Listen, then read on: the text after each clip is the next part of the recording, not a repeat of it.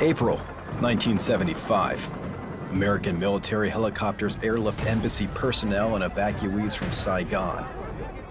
For many, this is the final image of the Vietnam War. For those left behind, it's only the beginning. At first, the new communist government told them that little would change in their daily routines. If only that had been true. They first said that they just want peace, and they gradually started taking an inventory of all of our possessions, and then it could just continue to escalate to the point where my family literally lost everything and we were kicked out of our own homes. At the time, Vinh Chung's family owned a rice milling business, one of the largest companies in the Mekong Delta, and the Viet Cong wanted their share. Within months, the government confiscated everything, and just like that, the Chung's empire was wiped out. With no job or house to go home to, the family gathered what little they had left and fled. Vinh was just 3.5 at the time. And then overnight, we lost everything. And so my parents saw that if they were to stay behind, regardless of how hard we worked, that at any moment, the communists could take it away. And it was at that point, knowing that leaving the country could potentially result in death, my parents realized at that point it was worth the risk, because to stay behind, we had no future. After the fall of Saigon, many of their fellow countrymen felt the same way. Thousands, if not millions, left when they could. So many of them went north to China that the Chinese closed its borders. Others who fled on land had to go west through the killing fields of Cambodia and Laos. The Chung family had one option: leave by sea, even though none of them had ever been on a boat or even seen the ocean. We were allowed to take a small amount of money with us per person, but that was it. And so we decided to sell everything we had, get on this boat, go out to sea, and just hope for the best. But shortly before they left, Vinh's mother had a strange dream. And in the dream, she was in the marketplace as usual. But all of a sudden, she looked around and everyone was lying dead. And in the middle of the market, she also saw this bearded man. And whoever he would point to, they would come back up alive again.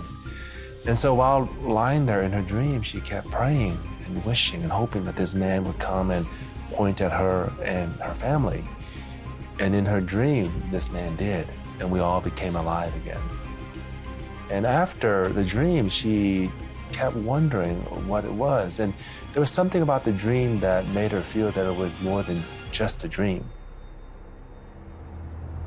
Of the so-called Vietnamese boat people, only 1 out of every 2 survived. They left with barely any food or supplies, and those refugee boats were easy prey for Thai pirates. And on these boats, little rickety boats, we had women, we had children, we had elderly people, and we were unarmed. So we were essentially a floating bank vault for these pirates, and they knew that. And then, second day at sea, an ominous ship appeared over the horizon. They just came in waving knives, little screwdrivers, and just anything. And they would just go around ripping earrings off of people, ripping jewelry off, demanding anything of value. After they robbed us, they left as quickly as they came, and they were off. Now, refugees are people without countries, and the places where they seek asylum oftentimes get tired of them tying up their social services. So when the Chung family arrived on the shores after 3 long days at sea, they weren't exactly greeted by a welcoming committee. The local villagers there had called the Malaysian military to report another boat of people showing up on their shores. They weren't sure what to do with us. Less than an hour after arriving in Malaysia, armed soldiers took turns beating some of the men before ordering the entire group to march. And they did, for days and days under the hot sun. They didn't tell us what would happen. They didn't tell us where we would go. We're basically in no man's land.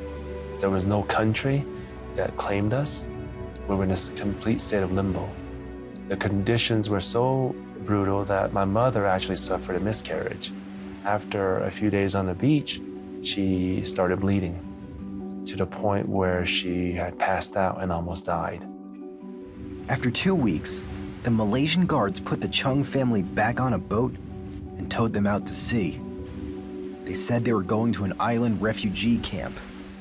But a day later, with no land in sight, the Malaysians cut the ropes and told the refugees they were on their own. We were betrayed and we were lied to, and then we were essentially left for dead. They did not want to accept us into the refugee camp. They also did not want to shoot us, but instead they did in the most passive way, putting us in a circumstance that would rid us from their shores, because in that circumstance, death is really the only reasonable outcome. Dehydration begins when a body loses just 1 or 2% of its water reserves. Stranded in the South China Sea in the middle of July, Vinh and his family reached that stage after only a day. After 5 days at sea, the refugees were about to die. We had no food, we had no water. There were people who had gone blind because their corneas were scorched. There were people who were hallucinating. My grandfather started hallucinating, and the women on board actually contemplated drowning their own children, because perhaps that would be the way that would minimize the suffering that they would have to undergo. And my father looked around and saw his children and his whole family dying. And so he got on his knees and prayed to the Creator God. And almost immediately, the clouds came in and water came out of the sky. The rain helped them survive, but it wasn't going to help them live. The refugees needed another miracle. And thankfully, theirs was just a few miles away. We see a large white ship. We didn't know if this ship would be another pirate ship, but by now we were so desperate that it didn't matter.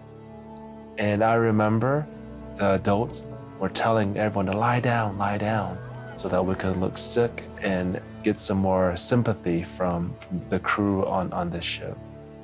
It's kind of funny now to think about trying to act sick or desperate, because we were near death. 2 years earlier, the president of World Vision, a man named Stan Mooneyham, bought an old cargo ship and began trawling the miles and miles of empty waters for refugees. He called it Operation Sea Sweep. On July 9, 1979, Sea Sweep spotted Vinh and his half-dead family bobbing up and down hundreds of miles from shore. They're packed in there like sardines. Just literally chock-a-block. Oh, man. The refugees were brought on board and given food, blankets, and Bibles. Vinh's father was invited to attend a service held by the crew. It was at that moment that he understood that this is the God that brought rain down to quench our thirst when we needed it. This is our time to say to God that we thank Him for making it possible for us to meet together. And it is also this God that had been working all this time to bring this crew from World Vision on this white boat to come out and rescue him. At the time, President Jimmy Carter declared that any refugees picked up by a U.S.-owned ship would be guaranteed asylum in the United States. So within months after being rescued, Vinh and his family arrived at their new home in Fort Smith, Arkansas. Soon, they found a place where they could fit in, a church that offered a Vietnamese language service. The Chungs decided to attend and couldn't believe what they saw. In the church, my mother saw a framed picture of Jesus. And when she looked at that picture, she thought, that was a man in my dream. His name was Jesus. And he is a man who brings someone back to life, that someone could die and have a new life through him. The Chung family made the most of America. His father worked long hours to support his family of 10. Vin studied hard and graduated high school valedictorian. From there, he went to Harvard to become a doctor. And a few years ago, he went back to Vietnam. There, he met some cousins and relatives, his family that didn't make it out. I visited thatch roof huts with no electricity, no running water. I think at that point was when I realized that even though I had worked long and hard to get to where I was, it was really through no merit of my own. What really struck me at that point was Luke 12, verse 48, to whom much is given, much is expected. I'd never thought that that verse applied to me.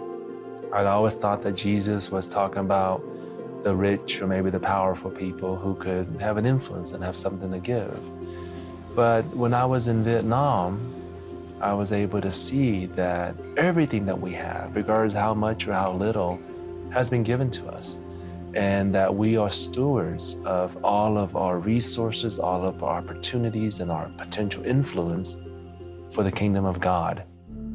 Vin arrived in America with just the clothes on his back. He worked long and hard, and now he had to repay the favor. When I look back at the journey that my family went through to go from Vietnam to this country, I have no doubt that God sent the boat. Now that I have been rescued, now that I'm safely on shore, my obligation is to send the boat back to those people who are in need. Today, Vinh Chung is doing just that. He lives in Colorado Springs with his wife and children. He owns and operates his own practice as a dermatologist. He also serves on the board at World Vision, the same organization that saved his life more than 30 years ago. And after a journey that took him 10,000 miles across 2 continents, he's finally home.